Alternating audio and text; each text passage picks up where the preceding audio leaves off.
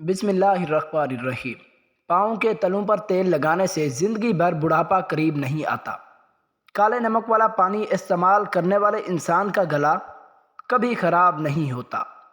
جو عورتیں حاملہ ہوتی ہیں، ایسی عورتیں زیادہ تر قبض کا شکار رہتی ہیں۔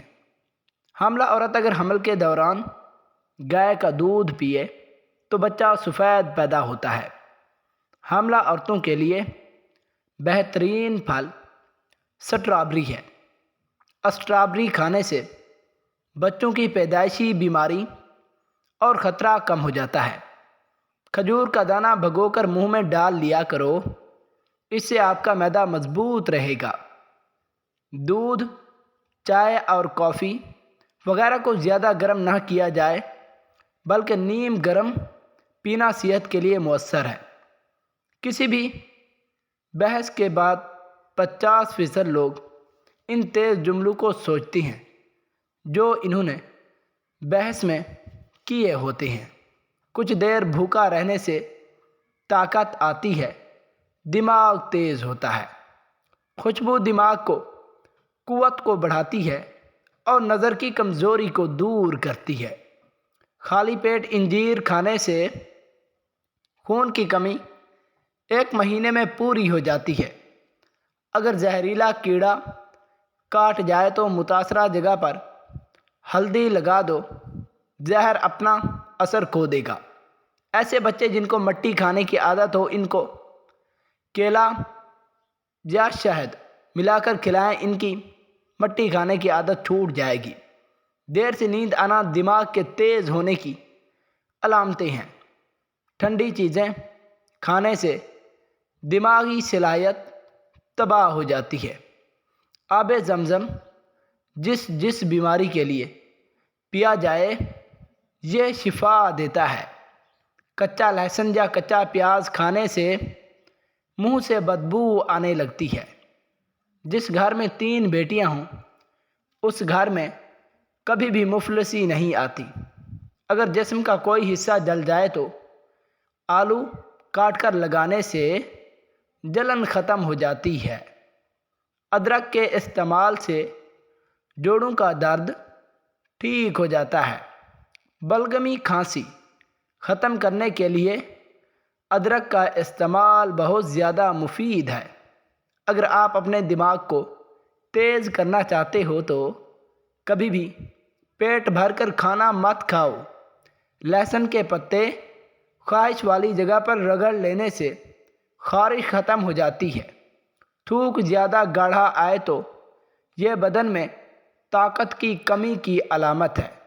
خالی پیٹ جان بوجھ کر کھانس لینے سے چھاتی کی بلغم کھل کر آئے گی۔ کیلے کے ساتھ بادام استعمال کرنے سے ماہواری کا درد نہیں ہوتا۔ واش روم میں 4 منٹ سے زیادہ لگے تو جان لیں معدے کی خرابی کی نشانی ہے۔ لیموں پر چینی ڈال کر کھانے سے چکر آنے بند ہو جاتے ہیں۔ سوڈے والی مشروبات کا زیادہ استعمال دل کے کمزور ہونے کا سبب بنتا ہے۔ اگر رنگ کو نکھارنا ہے تو خالص ہلدی میں 0 کے کیپسول بھر لیں اور شام کے وقت روزانہ 1 کیپسول دودھ کے ساتھ پیتے رہیں، رنگ نکھر جائے گا۔ حضرت علی رضی اللہ تعالیٰ فرماتے ہیں، 4 باتیں اپنی بیوی کو کبھی بھی مت بتانا۔ کبھی بیوی کے سامنے رونا مت، چاہے کتنی بھی تکلیف ہو، کتنی بھی پریشانی ہو جائے، اندر سے کتنے ہی ٹوٹ چکے ہو، لیکن بیوی کے سامنے کبھی آنسو مت بہانا، ورنہ ساری زندگی تمہاری بیوی یہی سمجھے گی کہ یہ مرد بہت کمزور ہے، اپنے جذبات پر قابو نہیں پا سکتا، چھوٹی چھوٹی چیزوں پر اداس ہو جاتا ہے، لہٰذا وہ تمہیں کمزور سمجھنا شروع کر دے گی۔ نمبر 2، بیوی کے سامنے اس کے گھر والوں کی برائی مت کرنا، کیونکہ ایک عورت جب شادی کرتی ہے تو وہ اپنا گھر چھوڑ کر آتی ہے، لیکن اپنے ماں باپ کبھی کوئی نہیں چھوڑ سکتا۔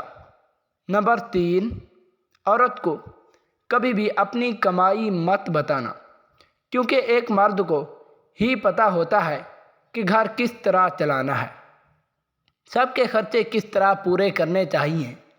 ہاں، عورت کو اس کا خرچ ضرور دیں، اس کی ضروریات کا بھی ضرور خیال رکھیں۔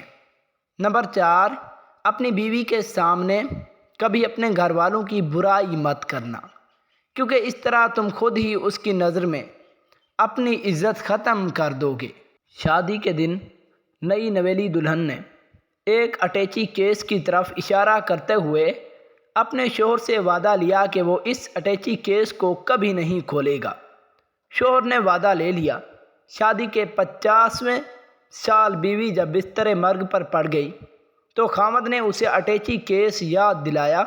بیوی بولی، اب یہ وقت ہے اس اٹیچی کیس کے راز کو فاش کرنے کا، اب آپ اس اٹیچی کیس کو کھول لیں۔ خاوند نے اٹیچی کیس کھولا تو اس میں سے 2 گڑیاں نکلیں۔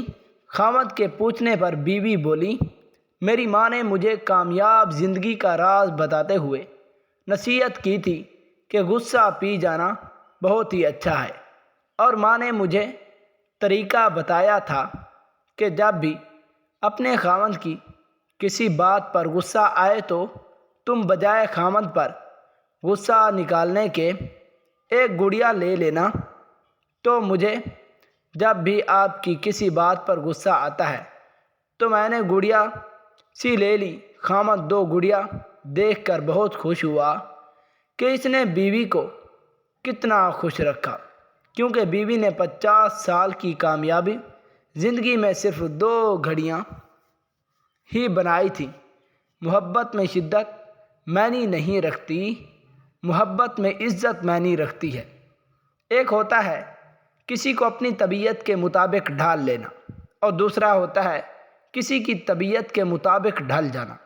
ان دونوں پہلوؤں میں انداز نرمی اور محبت والا ہو تو تبھی رشتے بنتے ہیں، ورنہ جھگڑوں کے سوا کچھ حاصل نہیں ہوتا۔ اس لیے اللہ تعالیٰ نے دنیا میں جو سب سے پہلے رشتہ بنایا وہ میاں اور بیوی کا ہی رشتہ تھا، اور پھر باقی سارے رشتے اس کے بعد بنائے۔ پھر یہ رشتہ تو ہے بھی ایسا کہ کتنی بھی دھوپ چھاؤں آئے، اس رشتے میں ایک دوسرے کے بغیر گزارا ممکن ہی نہیں۔